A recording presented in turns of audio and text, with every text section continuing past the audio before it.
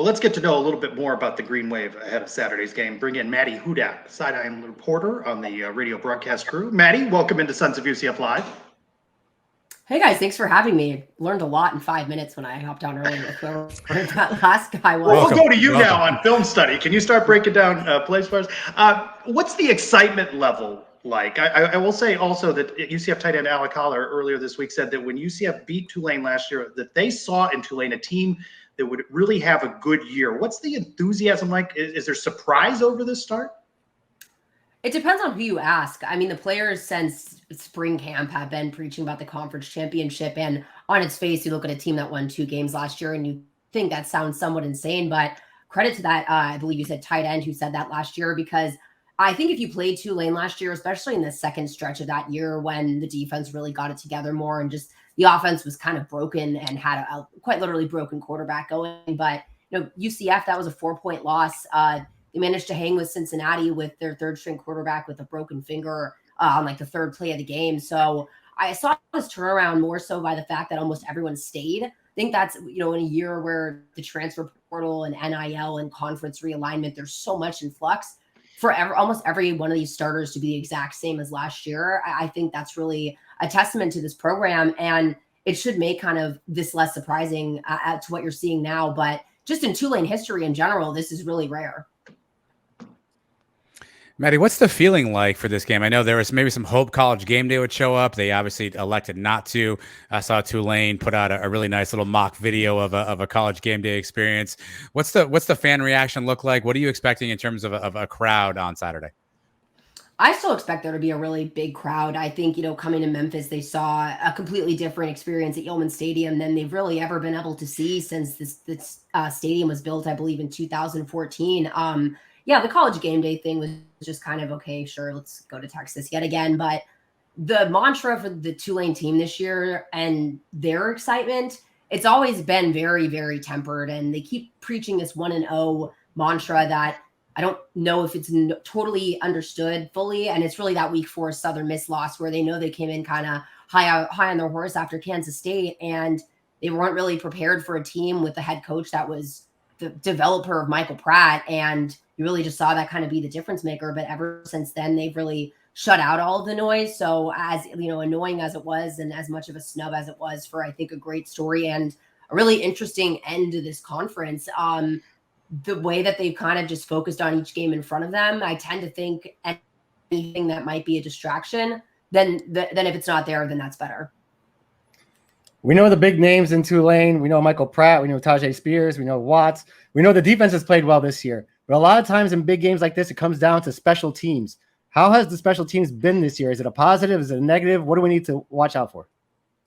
So, if you lose Ryan Wright, who was one of the more mesmerizing people I've watched live at punter, who's now really killing it on the Minnesota Vikings, and his ability to cough and corner almost every punt was just astonishing. And I think had a lot to do with those close games last year. But Casey Glover, who stepped in for him, he's our place kicker. I believe he kicked four onside kicks successfully last year. And he's done a pretty good job at punter. We haven't really had any returns in that aspect, but they really pay attention to the gunners and those types of things every week in practice. There's so much kind of attention played to that detail on special teams. And we really saw it in Memphis where Jaquan Jackson finally returned to punt for a touchdown and they recovered a fumble by Memphis and picked that up and returned that for a touchdown. So it's definitely an element to the game. I, for one, wasn't expecting Nick Anderson to convert a fake punt against Tulsa last week. So they brought in a new special teams coach and they really kind of paid attention to those small things that like I said, I wasn't expecting that trick play. I don't know really what to expect moving in, but I'd say it's not the biggest star of the show, but it's a really solid unit. And with our kicker back, Valentino Ambrosio, there's really just this stillness and ability to kind of be more confident about kicking 30 to 40-yard field goals, which really hasn't been the case since, the last 2 years. What does quarterback Michael Pratt do well? How can he beat you? He can beat you pretty much any way, which is kind of the scary part. And I think they've also done a good job of not really showing their cards as the season went on. You saw them kind of use, it's him as well. But the game plan against Kansas State was really for him to use his legs back there. And it didn't really open up until the fourth quarter. But I think where you see Michael Pratt really come in there is he's really smart and he's not ever trying to be the hero or force things that aren't there. He went 3 weeks without throwing an interception, but even after he throws one, like the game last week, they came out after halftime and he threw a 20-yard touchdown to Shea Wyatt. So his mental toughness is just so strong to me. But I just think, when you have a dual threat quarterback, which you guys do as well, I guess, depending on who's starting, but especially one that's not just kind of looking to escape, he's really looking to pass first. He's improved his completion percentage by about 10% since last year. And that's really hard to do. And that's not, all down to him. It's just the offense is just working so much better. But his quarterback sneak last week, for example, he went over Rashad Green, a right tackle. He just saw something and went for it.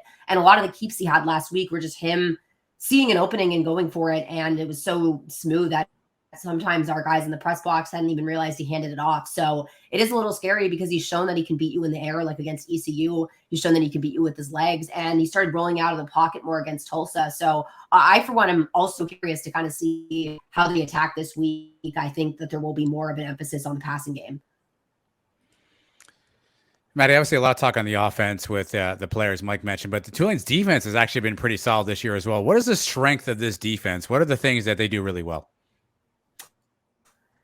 Almost everything. It's just, again, the turnaround from last year where they were one of the worst pass defenses in the country. And there was a quote Willie Fritz had about midway through last year where he said he didn't know if the guys knew if they were on offense or defense. And that's kind of alarming to say about your team at that point.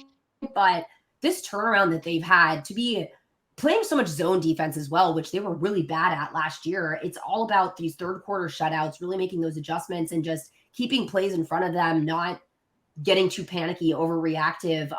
They've had 1 or 2 shaky games, but up until I think the Houston game, the defense was the one kind of carrying this team with 4 fourth down stops against Kansas State. And there were several of those by second and third string guys, the secondary for losing Jaden Kennedy for the season at cornerback in the Memphis game. Jarius Monroe, who ended that game with an interception, steps up and was the second, leading tackler tied behind Nick Anderson and Dorian Williams, who I would say are the strength of our defense and probably one of the best linebacking tandems in college football right now. But for losing so many players at so many positions, like Adonis Freelu on the defensive line heading into this year and about 30 pounds of his size, it's just their really ability to play complementary football with one another and just keep giving different looks every single week, using the secondary in a lot more disguised ways, and just the mental processing, I think, by the secondary to come down and stop the runs, move guys like Macon Clark from safety down to nickel this year and see how much he's excelled at it. They really are just kind of on all 3 levels of the field, a really solid, angry wave defense, I'd say. Coach Willie Fritz has done a great job turning this team around. Is anybody scared now that maybe you guys are playing too well and then teams are going to come after him and he may be gone after this year?